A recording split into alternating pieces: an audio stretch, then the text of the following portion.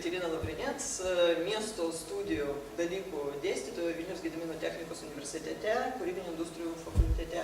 Bet taip pat aš esu viena iš įkūrėjų kūrybinės grupės Laimikis LT, kurio misija yra sudaryti sąlygas miestiečių dalyvavimui miesto erdvių vystyme per kūrybinės iniciatyvas.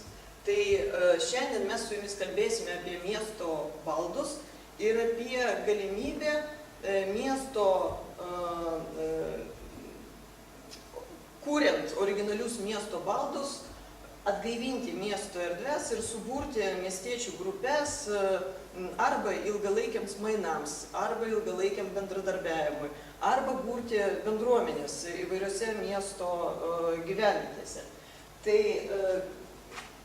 aš pabandysiu sudaryti sąlygas, pažvelgti į miesto baldus, o kas yra miesto baldai. Tai yra visa tai, kas yra pritaikyta mieste žmogiškam masteliui, suoliukai, telefonų būdelės, ten įvairūs staliukai, kurie yra išnešami į lauką. Visa tai, kas atsiranda lauke, atsiduria lauke ir yra skirta įvairiems tokiems mikroscenarijams, tiesiog miestiečiams kažką nuveikti mieste. Tai yra žmogiškas mastelis. Tai aš paskatinsiu jūs pažvelgti į miesto baldus ne kaip į tiesiog objektus, kurie yra mieste, kaip suoliukai pavyzdžiui, bet kaip į įrankį suburti miestiečius ir užmeskti, išvystyti žaidimus, žaidybinius scenarius. Kam to reikia? Mes matome, kad pastaruoju metu auga skaičius kūrybinių iniciatyvų mieste, kurių tikslas yra burti miestiečius į bendruomenės, į įvairių ilgalaikių sąveikų grupės, darant prielaidą apie tai, kad tai gali prisidėti ir prie jų pačių gyvenimo kokybės mieste. Ir miesto baldai šiuo požiūriu yra puikiai žaidybinė priemonė arba priemonė, kuris savyje talpina tokį didelį kūrybinį potencialą. Savo prezentacijoje aš viena vertus naudoju iliustracijas iš mano kūrybinės grupės veiklos Laimikis LT, o kita vertus iš savo kūrybinių industrijų studentų išvystytų kūrybinių ir įgyvendintų kūrybinių idėjų, kurios buvo įgyvendintos 2013 ir 2014 metais. Tai, ko jūs matote šiuo metu ekrane, tai yra vienas iš kūrybinių eksperimentų, kuris buvo išvystytas studentų grupės, galvojant apie tai, kokiu būdu galima būtų sužaidybinti, paversti tiesiog universiteto erdves nenaudojamas, nes universitetas daug turi tokių tranzitinių vietų, tiesiog koridorių pavyzdžiui, arba kažkokių foje, kur atrodytų niekas nevyksta. O kažkas pradeda vykti tik tais atvejais, jeigu sudaromos sąlygos žmonėms, studentams užsibūti ilgesniam laikui tam tikroje vietoje. Pagalvokite, pavyzdžiui, galbūt jūs mieste matėt tokį dalyką kaip paliktos kėdės arba paliktas koks nors kreslas ar nesėdimo vieta. Iš karto aplinkui pradeda rutuliuotis, formuotis kažkokie žaidimai, viena vertus, priklausomai aišku nuo kokybės šito objekto. O kita vertus atsiranda žmonių, kurie periodiškai naudojasi tą kėdę, pavyzdžiui, atsisėda ir tiesiog stebi gyvenimą aplinkui. Tai šia prasme ta kėdė tai yra ne tiesiog objektas mieste, kuris yra numestas kažkieno paliktas, bet tai yra galimybių laukas. Galimybė kažkokiam žmogui atsisėsti ilgesniam laikui ir stebėti tai, kas vyksta aplinkui. Galimybė užmesti tarpusavio kažkokį kontaktą. Mano studentai, kurie sukūrė šitą rinkinį modulinių baldų, jie kurį laiką stebėjo, darė tokius eksperimentus. Jie išneždavo kėdės iš universiteto, vieną kėdę pasiėmė, išneždavo universitetą į lauką prie universiteto ir stebėjo, pasislėpė, per kiek laiko išsivystys koks nors žaidimas aplinkui šitos kėdės, nes aišku, kad studentija, kaip ir moksleiviai, labai aktyviai pradeda ten dalyvauti, kurdami kažkokias naujus sumanymus. Ir pasirodė, kad 5 minučių bėgiai kiekvieną kartą išnešus kėdę, jie sulaukdavo tokių smagių interpretacijų. Vienas iš populiariausių, aišku, žaidimų buvo toks vestuvinio tipo, kai studentai pradėdavo vaikščioti aplinkui ir kuo greičiau siekė atsisėsti ant tos kėdės. Tai paskatino mano studentus pagalvoti apie tai, kad verta sukurti visą seriją modulinių baldų, kuriuos galima būtų išnešti ir už universiteto ribų, ir universitete, ir kurti, formuoti tam tikras žaidybinės erdves. Tai šiuo atveju žaidimas jau tampa paties sumanimo dalim, nes moduliniai baldai leidžia sukonstruoti kažką naujo iš jų. Tai šia prasme miesto baldai tai yra ir būdas kontaktų užmeskti, o ne tiesiog objektas, ir įrankis vietos potencialų atskleisti.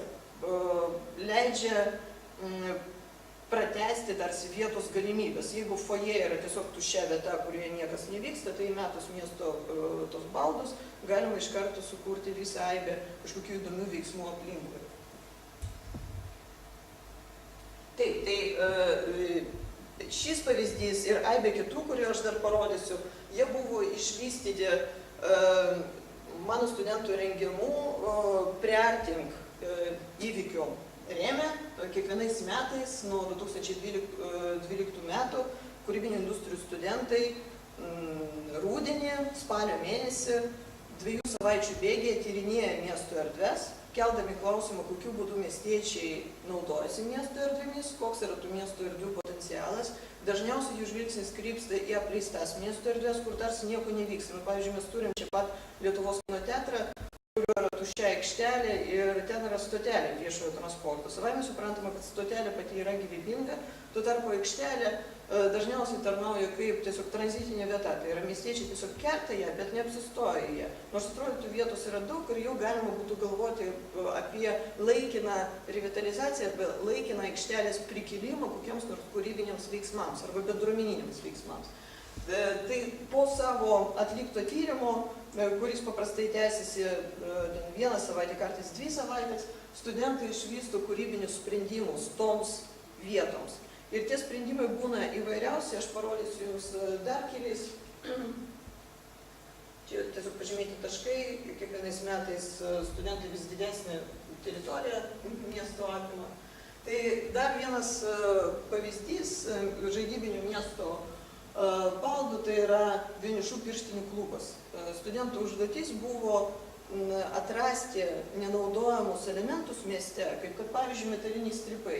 Daugelį vietų, tiek gyvenamosiuose rajonuose, tiek viešosiuose erdvėse galima pamatyti kažkokius nenaudojamus tokius elementus, pamirštus.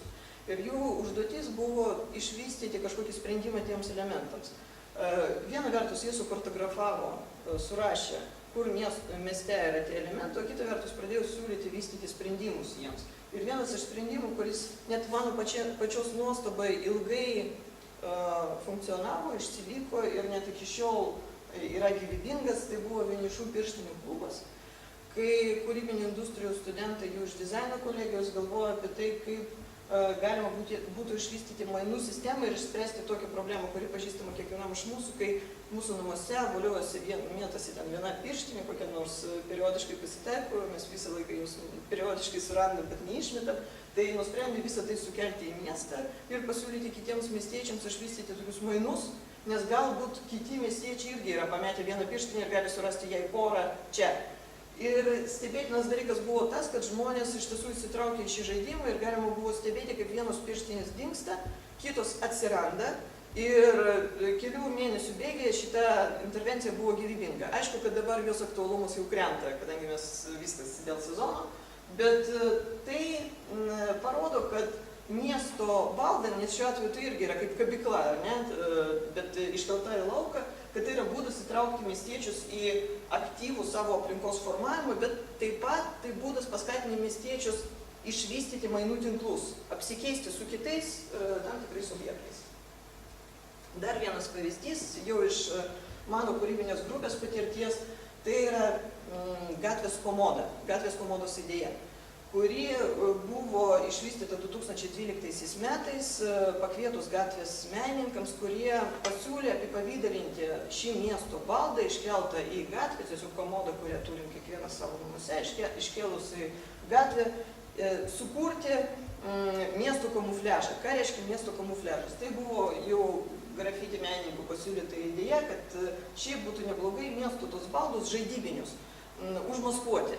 Sukurti jiems apipavydalinimą, kuris visiškai atitinka aplinką ir leidžia susilieti tam objektui su aplinka. Ši komoda buvo palikta 2012 metų vasarą prie Gedimino 9 fontanų. Jūs turbūt atpažįstat kioskelį, kuris čia yra ir toliau čia yra fontanai jau. Tai buvo visiškai tranzitinė vieta, tokia praeinamoji erdvė, kur miestiečiai neapsistodavo, dabar čia yra lauko kavinė, tai ten biškai situacija ta pasikeitė. Idėja buvo ta, kad miestiečiams suteikiama galimybė pasidalinti atrastais ir pamestais daiktais, palikus juos gatvės komodos stalčiuose. Ir priklausomai nuo to, koks dydis yra objekto, čia viskas priklauso iš tiesų nuo dizaino. Jeigu jūs iškeltumėte į gatvę kokią nors didelę spintą su pakabom, tai miestiečiai pradėtų palikinėti ką? Rūbus, nes jiems atsiranda galimybė tos rūbus pakabinti. Bet jeigu komoda yra maža, tai iš karto ir daikčiukai, kuriuos palikdavo miestiečiai, jie buvo maži. Ir buvo įdomu stebėti, kaip, nepaisant to, kad mes diskutavom nemažai su bendraminčiais, ar reikia palikinėti specialias instrukcijas, kaip naudotis komodą, ar nereikia, ir vis dėlto nusprendėme palikti tas instrukcijas. Net ir be instrukcijų, tie žmonės, kurie aptikdavo šį miesto baldą, jie intuityviai suprasdavo, kaip juo naudotis, nes tai yra tas pats naudojamas būdas, kurį mes kasdien išpažįstam, žinome, kaip naudotis šito objektu. Bet tai, kad tai yra žaidimas, irgi buvo savaime suprantama, nes tai yra objektas perkeltas į viešumą, vadinasi, turi kažkas vykti tarp nepažįstamų žmonių ir tas kažkas tai yra kažkoks mainų žaidimas. Tai ką čia dar... Dar vienas dalykas įdomus, kurį mes pastebėjom instaliavę, tai yra palikę šį miesto baldą viešoje erdvėje, tai yra tai, kad daugelis miestiečių grupių turi skirtingą santykį, tokį vizualinį santykį su miesto erdvė. Komodą pastebėdavo tie miestiečiai, kurie turėjo daug laisvo laiko. Tai yra moksleiviai studentai, tiesiog kažkokie freelanceriai, tai yra tiesiog laisvieji miesto profesionalai. Bet, pavyzdžiui, jos nepastebėdavo valkatos, kurios praeidavo pro šalį. Iš pradžių mes stebėjomės kodėl, nes kartais komodoje žmonės palikinėjo monetas smulkes ir iš principo tai buvo dalykas, kurį galėtų valkatos paimti. Nes ten jų yra, kelių bent jau Vilniaus valkatų toks nuolatinis maršrutas yra. Ir po to mes supratome, kad tiesiog yra skirtingas žvilgsnio intensyvumas kiekvienos grupės. Kai jūs turi daug laiko, jūs žvalgotės aplinkui tiek po savo kojomis, žvilgsnis laisvai keliauja į viršų, į šonus ir jūs pastebit kažkokius naujus objektus mieste. Kai jūs esat susirūpinęs, kai jūs skubat kažkur, jūsų žvilgsnis ir jūsų tas vizualinis santykis su miestu bus kaip koridorius. Jūs matysit priešais save, galbūt biškai žemiau ir pagal žvilgsnio intensyvumą galima atpažinti paprastai mieste ir turistus, kurie paprastai žvalgosi kažkur virš įprasto lygio žvilgsnio, apžiūri fasadus, kurių patys miestiečiai labai dažnai tiesiog nepamato ir net pamiršta, kaip jie atrodo. Kartais būna, kad Gedimino prospekte pamatė Jurgio statulą su drakonu. Vilniečiams tai kelia nuostabą, kartais žmonės sako, kad čia visai nesenai buvo įkelta ta statula. Tai čia labai daug pasako iš tikrųjų apie mūsų kasdienį santykį su miestu. Ir šią prasme miestų baldai tai gali būti ir eksperimento įrankis, kuris leidžia kažką daugiau suprasti apie tai, kaip miestiečiai naudojasi miesto erdvę. Čia tiesiog dokumentavome, pasislėpę, turėjau fotografuoti. Gaila, kad nefilmavome iš tikrųjų, kokiu būdu miestiečiai naudojasi tą komodą. Galima pasakyti, kad 2 savaičių bėgė susiformavo tinklas žmonių, kurie periodiškai pradėjo lankytis prie tos vietos ir palikinėjo įvairiausius objektus. Čia tiesiog vienas iš daugelio kadrų, matote, kad ir monetas ten įmeta. Taip pat buvo įdomus atvejis, kai viena iš tokių jaunų grupių, Banda Z, išleidė savo naują albumą, jie nusprendė kažkaip įdomiau jį pristatyti ir pasinaudojo gatvės komodą, tiesiog palikė savo albumus ir paskelbė tinklalapį, kad savo fanams, kad kas greičiau atras tam tikroje vietoje mieste tą albumą, tas jį ir galės gauti. Taip, taip pat norėčiau dar galbūt grįžti prie tos modulinių miesto baldo temos. Tai iš tiesų yra geras įrankis formuoti erdves erdvėje. Tai yra pasitelkus kokią nors tuščią, nenaudojamą miesto vietą, ją paversti jaukesnę ir pritaikytą savo poreikiams. ko neleidžia mums daryti miesto baldai, kurie jau turi savo nusistovėjusių konfiguracijų, kurių neįmanoma perstumti ir pritaikyti savo norams. Čia kaip pavyzdį aš galiu pasitelkti medinių Šnipiškių atveju. Tai yra rajonas, kuris išgyvena labai intensyvių pokyčių periodą, kuris jau tęsiasi 50 metų ir daugiau. Ir užstatymas šio rajono, tai yra naujų dangoraižių atsiradimas arba naujų garažų atsiradimas, visą laiką, kiekvieną kartą formuoja tokia įtampos ribą tarp medinės architektūros ir tos gyvensenos, kuri yra artima medinių Šnipiškių gyventojams, ir oficinių, pavyzdžiui, darbuotojų, kurie ateina į tos stiklinius dangoraižius, pavyzdžiui, į verslo būres. Ir tuo tarpu tarp šitoje įtampos zonoje atsiranda puikios žaliosios zonos, kurios iš principo pritaikytos yra rekreacijai, atsigaivinimui ir galėtų būti naudojamos tiek medinių Šnipiškių gyventojų, tiek šalia esančių oficinių darbuotojų tiesiog išeiti ir pavalgyti pietus, pavyzdžiui, gamtoje, o ne prie kelio arba eilinį kartą kavinėje. Bet klausimas yra, kokiu būdu galima išspręsti tą įtampą, kalbant apie žaliąją zoną šioje vietoje. Tai moduliniai baldai buvo vienas iš sprendimų, kurį mano kūrybinė grupė išvystė, siekdama atsakyti į šį klausimą. Mes tiesiog sukūrėm lengvai nešiojamus, bet turinčius ir kartu su tos stabilias raidės, kurios leistų ir vaikams, o ne tik suaugusiems žmonėms, esant dviems žmonėms, juos perkelti iš vienos vietos į kitą ir organizuoti tam tikrą žaidybinę erdvę. Čia yra ta pati pieva, tiesiog iš kitos perspektyvos. Šnipiškiečiai šiuo metu ją išrinko jau vardą, ji vadinasi Drakono pieva ir tai yra pirmoji medinių Šnipiškių teritorija iš karto užsukus už verslo būrį. Aišku, kad gali kilti klausimas, kalbant apie modulinius baldus, jeigu jūs galvojate kažkokius kūrybinius sprendimus miestui, viešąją erdvei, moduliniai baldai be abejo yra pavojingi tuo, kad juos labai lengva yra išnešti gabalais, ar ne, palieki kuriam laikui ir labai greitai nieko nelieka.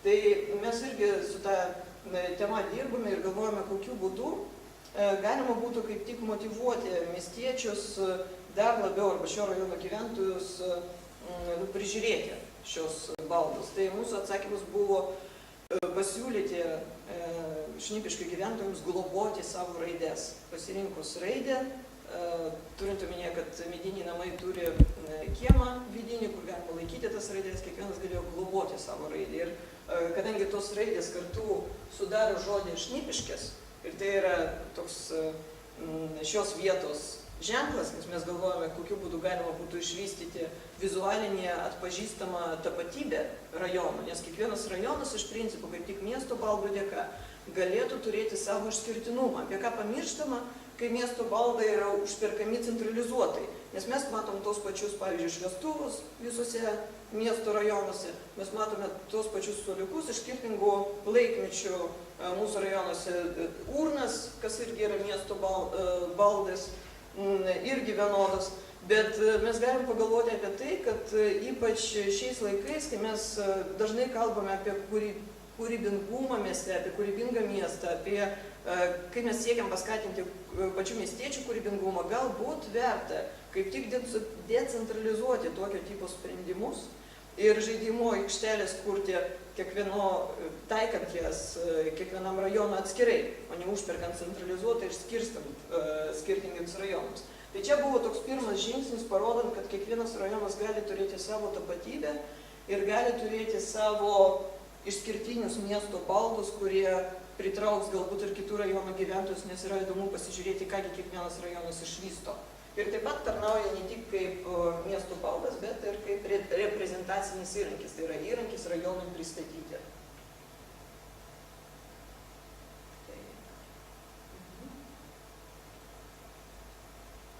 Ir aš užbaigsiu savo pristatymą tokių anonsų, nes labai norėčiau pakviesti jūs ir kitus moksleivius, kurie gal šiandien neatėjo, bet norės sudalyvauti, tai labai būsiu dėkinga, jeigu ta žinutė kažkokiu būdu nukeliaus ir iki jų.